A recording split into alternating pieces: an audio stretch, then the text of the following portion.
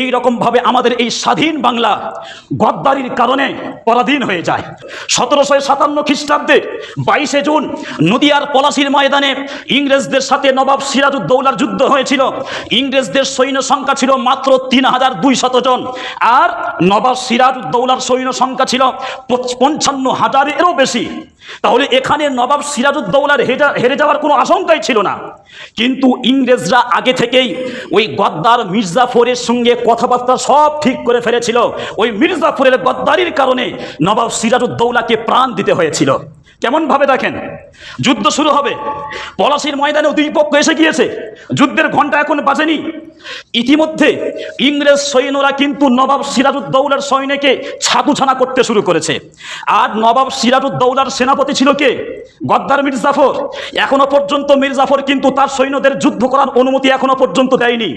যখন সৈন্যরা দেখছে এরকম ভাবে আমরা তো আস্তে আস্তে শেষ হয়ে যাব, আমাদের দেওয়ালে পিঠ থেকে যাবে, এখনো পর্যন্ত আমাদের যুদ্ধের অনুমতি কেন দিচ্ছে না মির্জাফর? তারপর আস্তে আস্তে সৈন্যরা অনুমতি ছাড়াই তারা যুদ্ধে ঝাঁপিয়ে পড়েছে ইংরেজদের বিরুদ্ধে। যুদ্ধ করতে করতে একদিকে 55,000, একদিকে 3200 জন। যুদ্ধ করতে করতে ইংরেজরা হেরে গিয়েছে, ময়দান ছেড়ে পালিয়ে যাবে অবস্থা। এমন সময় মির্জাফর তার সৈন্যদেরকে বলছে, তোমরা যুদ্ধ বন্ধ করো, যুদ্ধ বন্ধ করো। নবাব সিরাজউদ্দৌলার সৈন্যরা যখন সেনাপতির পক্ষ থেকে যুদ্ধ বন্ধ করার আদেশ যখন পেয়ে গিয়েছে, তখন তারা যুদ্ধ বন্ধ করে দিয়েছে।